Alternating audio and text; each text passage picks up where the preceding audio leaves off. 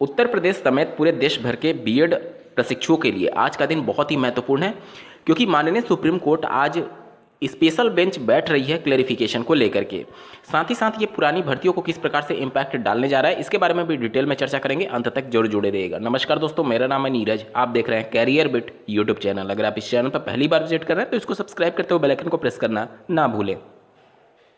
जैसा कि आपको ज्ञात होगा, श्री अर्नब घोष जी के द्वारा पहले मॉडिफिकेशन क्लेरिफिकेशन एप्लीकेशन दायर किया गया था, जिसे रजिस्ट्रार लेवल पर सितंबर 2023 में रिजेक्ट कर दिया गया, ये कहते हुए कि किसी पुरानी भर्ती को आप बाद के आदेश के आधार पर उसमें रिव्यू या फिर मॉडिफिकेशन चैलेंज नहीं कर सकते।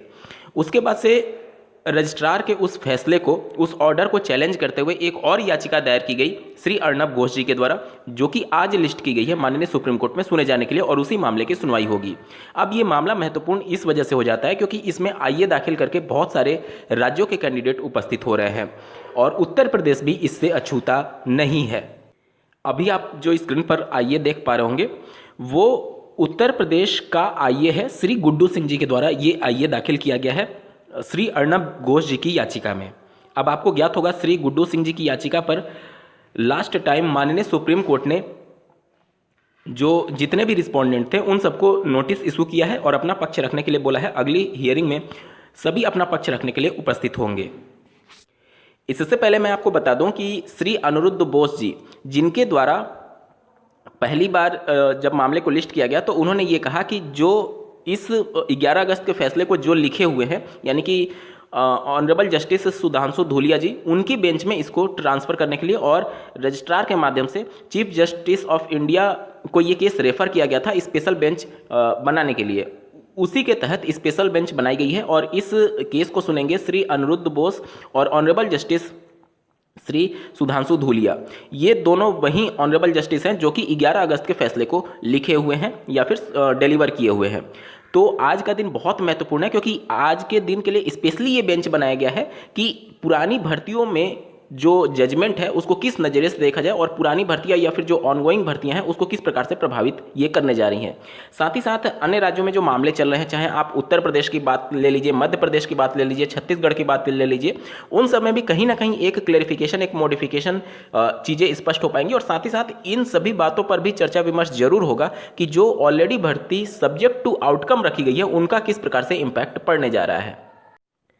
अब ये जो आइए आप देख पा रहे होंगे, ये श्री गुड्डू सिंह जी के द्वारा जो दायर किया गया है, इसमें जो जजमेंट दिए गए हैं समय समय पर, जैसे देखिए ये गुड्डू सिंह जी की याचिका पर जो जजमेंट दिया गया था अभी हाल ही में, वो वाला जजमेंट इसमें लगाया गया है।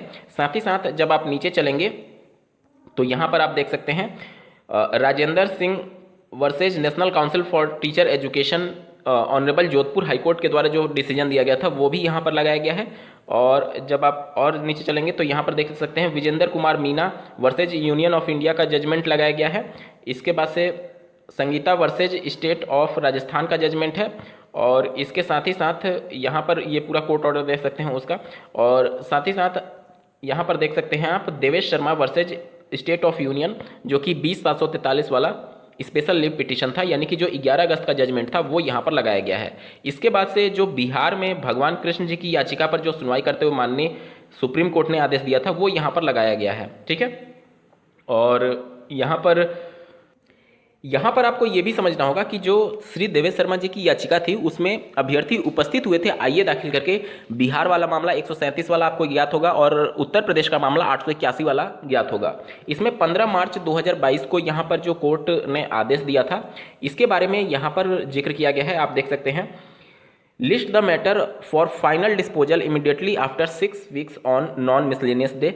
The parties may give convenience compilation along with the judgment upon which they rely, और साथ ही लिखा गया है in the meanwhile it is provided that the appointment made in terms of the judgment impugned judgment of the high court shall have the stipulation that the same shall be subject to the future order passed by this court. यानी कि honourable supreme court ने जो सभी राज्यों की भर्तियां जो कि हाई कोर्ट में चल रही थी उनको अपने अधीन ले लिया था, उसका जिक्र यहाँ पर किया गया है। जैसे कि उत्तर प्रदेश की 69,000 शिक्षक भर्ती का मामला माननीय सुप्रीम कोर्ट से निस्तारित हुआ था, लेकिन 15 14548 वाला जो मैटर है लखनऊ बेंच में, वो मामला अभी पेंडिंग था। तो सुप्रीम कोर्ट ने कहा था कि जितनी भी हाई कोर्ट में मामले पेंडिंग हैं उन सबको वो अपने फैसले के अधीन रखते हैं, यानी 11 अगस्त के फैसले के अधीन रखते हैं। अब यहाँ पर आपको ये समझना होगा कि जितनी भी हाईकोर्ट में मामले चल रहे थे, चाहे आप पटना वाला मामला ले लीजिए, मध्य प्रदेश वाला मामला ले लीजिए, छत्तीसगढ़ वाला मामला ले लीजिए और हिमाचल प्रदेश वाला मामला ले लीजिए, ये सभी ऑलरेडी सब्जेक्ट टू आउटकम भर्तियां थी हाईकोर्ट में, क्योंकि हाईकोर्ट एपेक्स कोर्ट के डिसीजन का वेट कर रही थी। उत्तर प्रदेश की अगर बात करें तो जो लखनऊ वाले मामले में मामला पेंडिंग है उसमें वो वाला मैटर सब्जेक्ट टू आउटकम नहीं था, लेकिन सुप्रीम कोर्ट ने चूंकि जितनी भी हाईकोर्ट में मामले पेंडिंग थे उनको अपने अधीन कर लिया था। तो आज के मामले में श्री गुड्डू सिंह जी की जो आईए दाखिल हुई है उसमें ये सभी चीज़ों पर भी चर्चा होगी कि क्या उत्तर प्रदेश की 69,000 शिक्षक भर्ती जो कि हाईकोर्ट में उस समय मामला पेंडिंग था, भले ही वो सब्जेक्ट टू आउटकम नहीं था, क्या इसके दायरे में आएगा और क्या उत्तर प्रदेश से भी 69,000 शिक्षक भर्ती में माननीय पटना हाईकोर्ट के आदेश के आधार पर जिस प्रकार से वहाँ पर बीएड अभ्यर्थियों को अपात्र घोषित करते हुए 2 साल वर्किंग के बाद उनको बाहर किया गया, 69,000 में किस प्रकार से इंपैक्ट पड़ेगा, ये सब कुछ डिसाइड करेगी ऑनरेबल सुप्रीम कोर्ट। लेकिन आपको ये भी नहीं भूलना होगा कि उत्तर प्रदेश की जो भर्ती हुई है वो केवल हाईकोर्ट में मामला पेंडिंग जो चीज़ें चल रही थी उसकी वजह से नहीं हुई है, बल्कि सुप्रीम कोर्ट के अंतिम आदेश के आधार पर हुई है जो कि 2020 में दिया गया था। तो आप पटना वाला मैटर, मध्य प्रदेश वाला मैटर, हिमाचल प्रदेश वाला मैटर, छत्तीसगढ़ वाला मैटर, उसको यूपी से कंपेयर नहीं कर सकते, क्योंकि यूपी के केस में स्पेशली सुप्रीम कोर्ट का आदेश है, लेकिन अन्य राज्यों में स्पेशली सुप्रीम कोर्ट का आदेश नहीं था। सुप्रीम कोर्ट का आदेश माननीय अभी जो 7वें चरण की शिक्षक भर्ती हुई है उसमें श्री भगवान कृष्ण जी की याचिका उसके संबंध में था। बाकी के पहले की भर्तियों के बारे में मामला हाईकोर्ट में चल रहा था। लेकिन उत्तर प्रदेश एक ऐसा राज्य है जिसमें हाईकोर्ट में मामला पेंडिंग तो था लेकिन वो सब्जेक्ट टू आउटकम नहीं था, लेकिन अंतिम आदेश जो कि सुप्रीम कोर्ट ने 2020 में दिया था श्री रामशरण मौर्य वाले केस में, उस फैसले के आधार पर हुआ है। तो ये सभी चीज़ों पर चर्चा विमर्श आज की सुनवाई में होगी कि 69,000 शिक्षक भर्ती क्या इससे प्रभावित होने जा रही है अथवा नहीं। और गुड्डू सिंह जी की जो याचिका है वो कहीं ना कहीं कुछ हद तक क्लियर हो जाएगी कि अगली हियरिंग में क्या कुछ दिशा और दशा रहने वाली है। टोटल ये 62 पेज का आईए है जो कि श्री गुड्डू सिंह जी के द्वारा दायर किया गया है, जिसमें आप स्क्रीन पर देख पा रहे होंगे भगवान कृष्ण जी की याचिका का भी जिक्र किया गया है कि भगवान कृष्ण जी की याचिका में क्या कुछ डिसीजन दिया गया। इसके अलावा यहाँ पर आप देख सकते हैं उनके यहाँ पर जो कुछ भी डिसीजन था और ये सभी उस डिसीजन की कॉपी लगाई गई है।